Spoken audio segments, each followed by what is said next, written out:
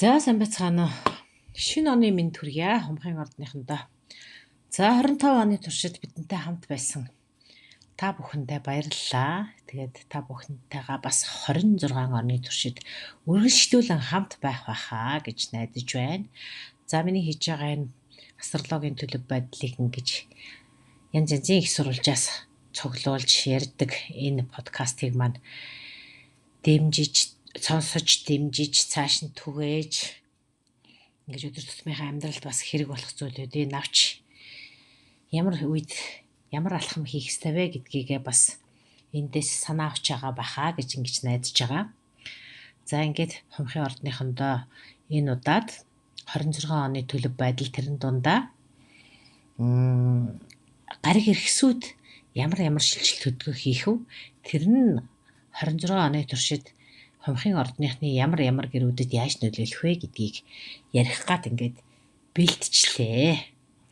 За тэгээд хитүүлээ өргөжлүүлээ явъя. За 26 он бол та бүхний хувьд бол амьдралдаа хумхын ордныхны тухайд бол амьдралдаа маш том шилжилт хийх тийм шилжилтийн үе ирж байна гэж байна. Сүүлийн жилүүдэд бол нэлээд жоохон тийм хүнд ачаа өөрсөн, өөр хариуцлага зэрэгтэй тийм жилүүд байсан бахаа гэж. Тэгсэн бол одоо энэ илүү бүтээлч танин мэдхийн болон одоо дотоод ертөнц рүүгээ чиглэсэн иймэрхүү одоо эрэл хайгуул хийсэн ийм жил байх болно гэж байна. За хамгийн түрүүнд одоо эхний оны эхэнд хийх гариг иргэсийн шилжилт гэх юм бол хамгийн дөрөвд Сатурн буюу Санчаар гариг. За Нептун буюу Далайван гариг хоёрын шилжилт. За энэ хоёр гариг бол таны 1-ээс 2 дугаар сард таны 3 дугаар гэрт орж ирж байгаа юм байна. За 3 дугаар гэр гэдэг бол таны харилцаа холбоо, хөршийн харилцаа бол нэгттэй өдөр тутам тантай харилцдаг тэр хүмүүс бас ах дүүс. Энэ харилцааг илэрхийлдэг бас сургаалт, богино аялал эдрийг илэрхийлдэг л дээ. За тэгэхээр энэ одоо тэр гэрт чинь санчир гариг ороод ирлээ гэдэг бол өдөр тутмын одоо мэдээлэл хүлээн авах арга, хүмүүстэй харилцаа тэр зүйлд бол одоо нэлээд хариуцлагатай, бодолтой ийм хандах үе гэж байна л да.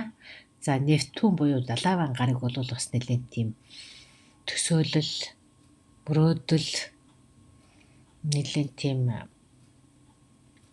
зүүн совин зүүд энтрийг илэрхийлдэг, зүүдийг тод хардаг энтер гэсэн эзотерик мэдлэг энтрийг илүү сонирхдаг иймэрхүү болдог л доо. Тэгэхээр энэ гаригийн нөлөөгөөр за энэ бүхэнтэйгээ нийлээд энэ хоёр гаригийн нэгдэл юу болох вэ гэхээр шинэ мэдлэгт жоохон жин мэдлэгийг тэмүүлэх юм уу гинэ. Одоо жишээлбэл эзотерик мэдлэгийг альсвал шашин энтрийн одоо үзэл баримтлал гэдэг юм уу?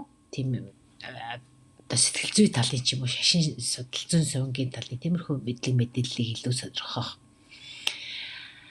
Ийм одоо альсвал тэр чиглэлийн сургалтанд суух илүү гүнзгийч удаа мэдхийн тулд иймэрхүү сонирхлууд илүү хүчтэй болж бодгоё гэсэн байна.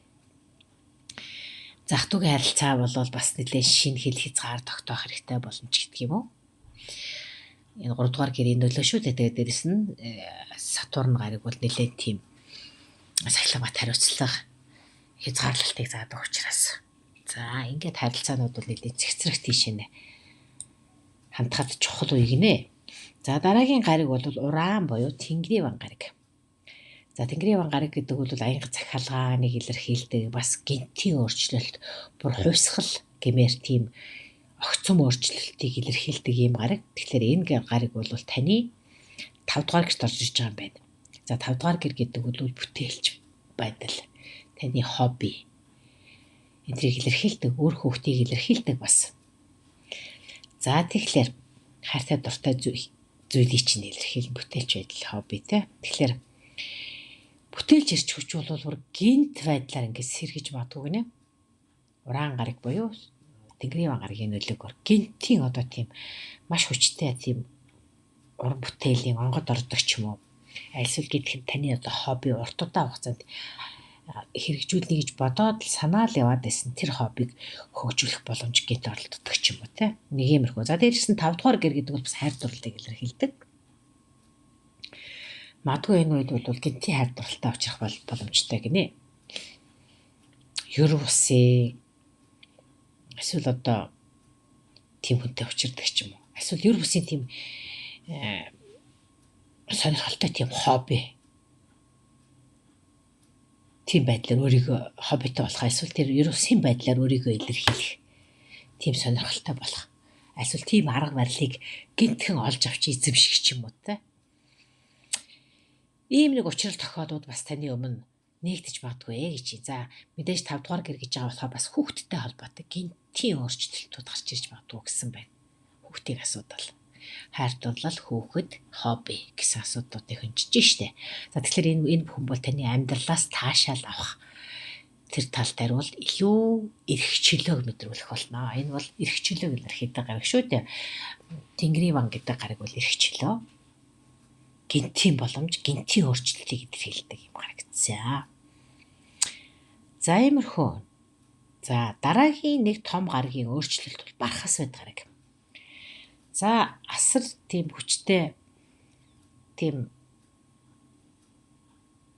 сайн сайхныг илэрхийлдэг, хүчтэй өсөл дэвшил, хөгжил цэцгэлэлтийг илэрхийлдэг энэ бархас байд гараг бол таны 6 дугаар гэрээс 7 дугаар гэр рүү орж ирж байгаа юм байна л да. За 7 дугаар гэр гэхээр бол таны хайр дурлал болоод нэг түншийн харилцаа энэ бүхнийг илэрхийлдэг.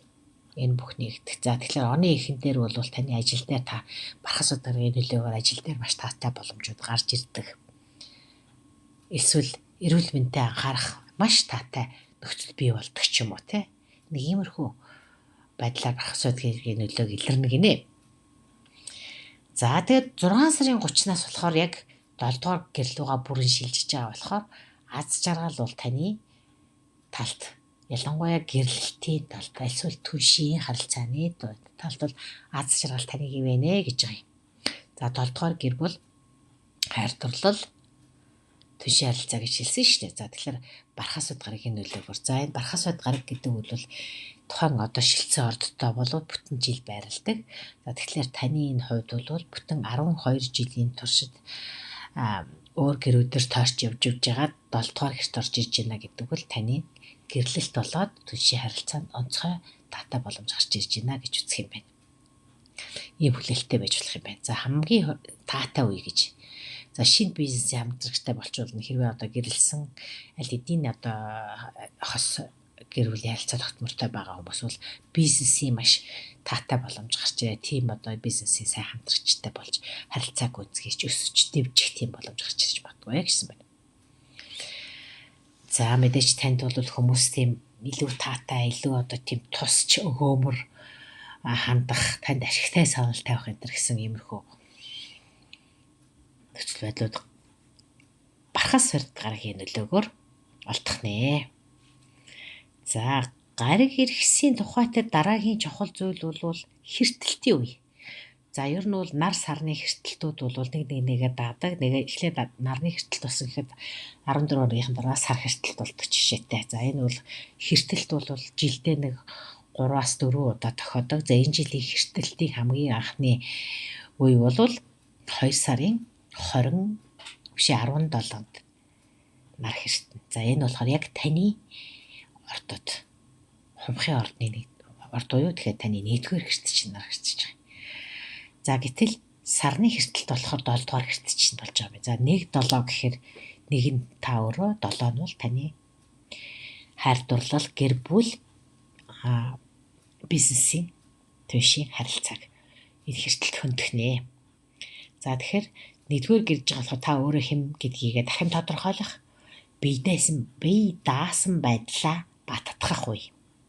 Өөртөө итгэл илүү нэмэгдэж гадаад төрхөндөө бас нэлээд одоо тийм өөрчлөлт оруулах хүсэл төрнг нь л дээ.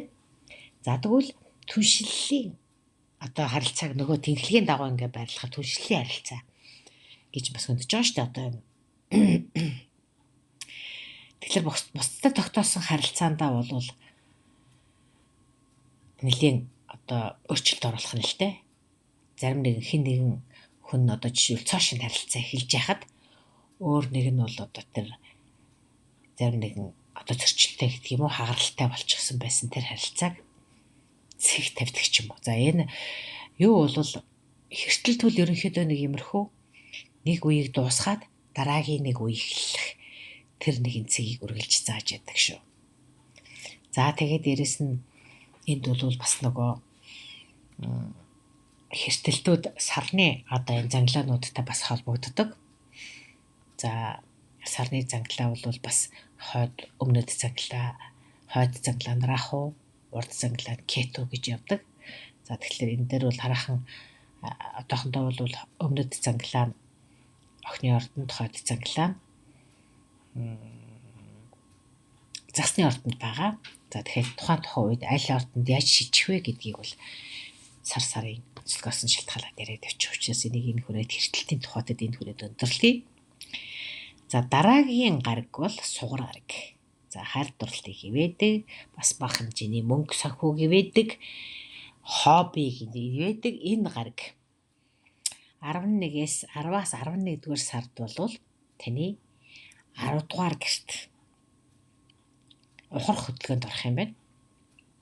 За 10 дугаар гэр гэдэг бол ажил, нийгэмдэлж байгаа байр суурь энтрийг илэрхийлдэг. Тэгэхээр сугар гараг ухрах хөдөлгөөнд орчиж байгаа болохоор таны карьер болон ажил төрөл нийгмийн байр сууриа эргэж нэг харах дүгнэх ийм үеиг нь л дээ.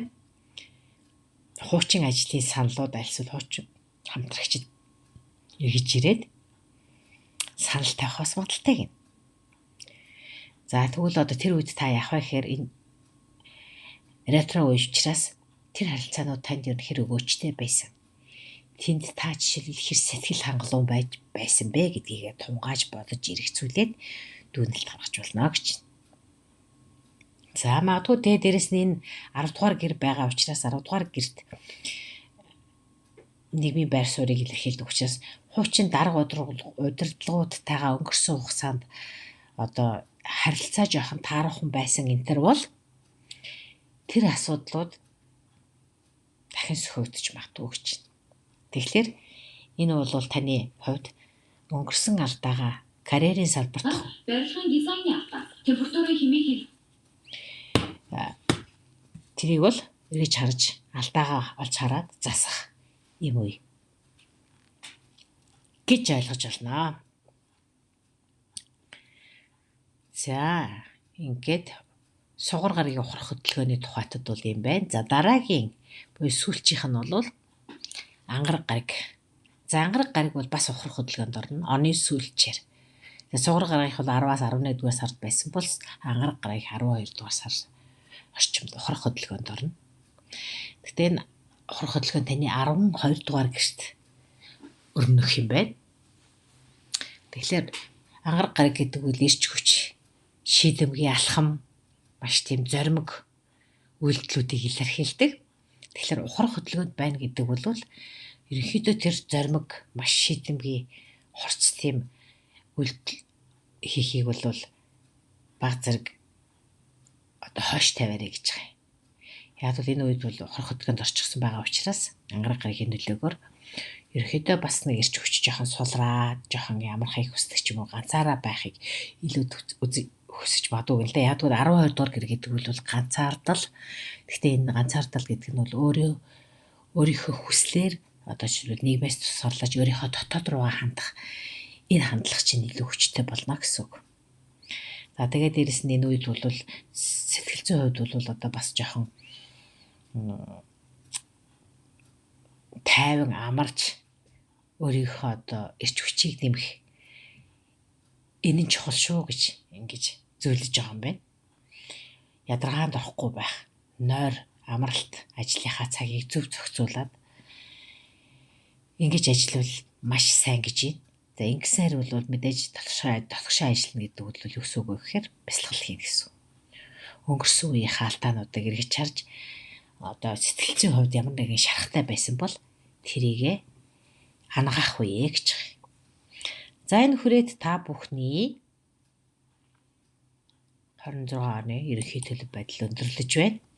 За тэгэхээр 25 оны туршид хамт байсан та бүхэнд баярлалаа гэдгээ би түрүү илэрхийлчихсэн. Одоо 26 оны туршид бас цаашдаа хамт байх гэж найдаж байна. Тийм болохоор подкастын маань сонсоод өөрсдийнхөө санал бодлыг бичээрэй, таарч байгаа эсхийг яриарай. За дээрэс нь бас нэг зүйлийг хэлэхэд энд зөвхөн нарныхоо одоо цухаагаар хумх байх төдийгүй сараараа таны одоо натал чарттай чинь сар хумхын ордонд байгаа бол бас энийг сонсно. Дээрээс нь та асцендент буюу мандалт ордоороо хумхвал бас хумхын ордыг сонсоорой гэж зөвлөх байна. За ингээд дараа уулзъя баяртай. Мэдээж лайк, share, subscribe хийгээрэй.